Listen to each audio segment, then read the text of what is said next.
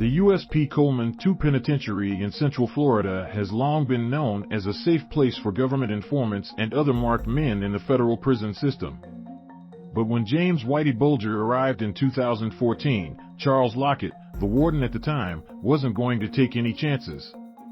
He said he kept Bulger away from the general population for 6 months and talked to the most influential inmates to make sure they wouldn't make a move on the elderly Boston mobster. "He's an old guy, but gangsters don't forget," said Lockett, who is now retired. After 4 years at Coleman, Bulger, 89, was transferred to a prison in West Virginia with a much more violent reputation. Less than 12 hours later, the wheelchair-bound crime boss was found bludgeoned to death. Federal prosecutors on Thursday announced charges against 3 men, including a mafia hitman, in connection with the 2018 murder. But nearly 4 years after the killing, the Justice Department has still not shed any light on how the former mobster and FBI informant ended up in the general population of one of the nation's most violent prisons. Although the defendants may be guilty of conspiracy to commit first-degree murder, the federal prison system also needs to be held accountable, said Robert Hood, a former Bureau of Prisons Chief of Internal Affairs and former warden at the ADX Florence supermax prison in Colorado.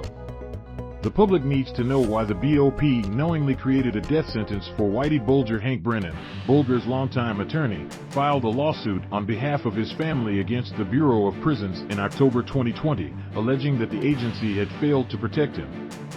The suit, which sought $200 million in damages, was dismissed in January.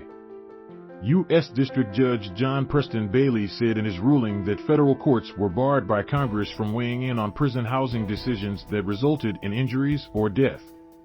Brennan said he believes the Justice Department waited to file the charges until after the civil suit was tossed to avoid having to turn over evidence that could aid the family's case. "They knew that a civil lawsuit could not proceed unless we knew who signed the transfer order, who directed and who approved putting him in a place where everybody knew he would be murdered," Brennan said. "They just don't want this information to go to the public," Brennan added.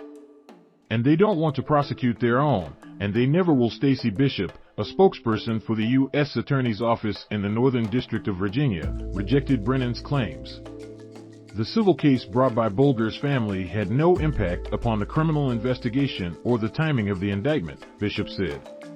A spokesperson for the Bureau of Prisons declined to comment, saying it does not provide information related to investigations. Known for his platinum hair and penchant for violence, Bulger ruled the streets of South Boston for decades. He disappeared in 1994 ahead of a looming indictment and evaded police for more than 16 years. But the infamous fugitive was captured in Santa Monica, California, in 2011 and ultimately sentenced to 2 life terms for his role in 11 killings. He had no run-ins with other inmates at the prison in Coleman.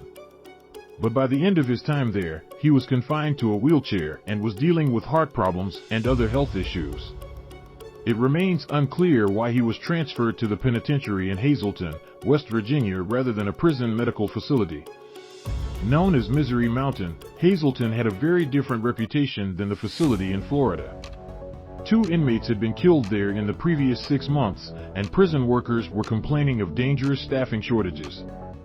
Bulger was wheeled into a cell just before 10 p.m. on October 29, 2018, prison records showed. He was found dead at 8:21 a.m., a couple of hours after the cells in his unit were unlocked so the prisoners could leave to eat breakfast. 4 inmates were immediately placed in solitary confinement. They included the 3 men who were ultimately charged: Focios Freddie Hayes, 55, Paul DeCologero, 48, and Sean McKinnon, 36, as well as Bulger's cellmate at the time, Felix Wilson. Focios Freddie Hayes appears for a court proceeding in his defense in the Al Bruno murder case in Springfield, Mass., on April 14, 2009. Don Trieger / the Republican via AP file. Hayes was serving a life sentence for murder and other crimes. He was an enforcer for the New England Mafia during the 1990s and the early 2000s, according to federal prosecutors, making him a direct rival of Bulger, who was the leader of Boston's Irish mob. DeCologero was serving a 25-year sentence on racketeering and witness tampering charges. McKinnon was Hayes' roommate at the time of the killing, but he had no ties to the Mafia. He was serving a 7-year sentence for stealing guns from a firearms store in Vermont. All three remained in solitary for more than 2.5 years as the investigation dragged on. By the time the indictment was returned, DeCologero and McKinnon had both been transferred out of Hazelton. DeCologero was in a different prison. McKinnon was on supervised release in Ocala, Florida. At his initial court appearance, prosecutors said McKinnon acted as a lookout while Hayes and DeCologero repeatedly struck Bulger in the head, according to a transcript obtained by NBC News. All three men were charged with conspiracy to commit first-degree murder.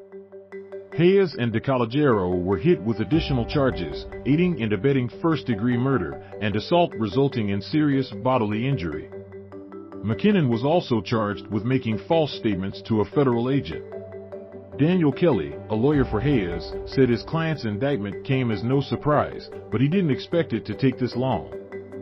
What's missing from the indictment here is the people who put Mr. Bulger in that position, Kelly said. They should be unindicted co-conspirators. It wasn't known whether DeCologero had hired a lawyer. McKinnon's lawyer did not respond to a request for comment, but he had previously told NBC News that McKinnon had nothing to do with the killing. Alex Little, a former federal prosecutor, said the lack of answers from the federal government on the circumstances around Bulger's transfer was likely due to the slow-moving criminal investigation. The criminal investigators were almost certainly probing whether any Bureau of Prison staffers deliberately placed Bulger in harm's way as part of a conspiracy with prisoners seeking to kill him, Little said. And those investigators would not have wanted a report to come out with yet-to-be-disclosed details of how Bulger ended up at Hazelton while the investigation was ongoing. It would potentially bring to light pieces of the investigation that you'd otherwise like to keep quiet, said Little, who is now a lawyer in private practice in Nashville, Tennessee. The Justice Department Office of Inspector General has launched an investigation.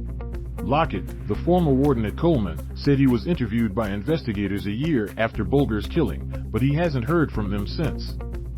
A spokesperson for the Inspector General's office declined to comment on the status of the probe. Lockett, for his part, said he still doesn't understand why the elderly, ailing gangster had been transferred to the prison in Hazelton and placed in a regular housing unit. I would have never done that, Lockett said. And if I had input, I would have said, no, no, no.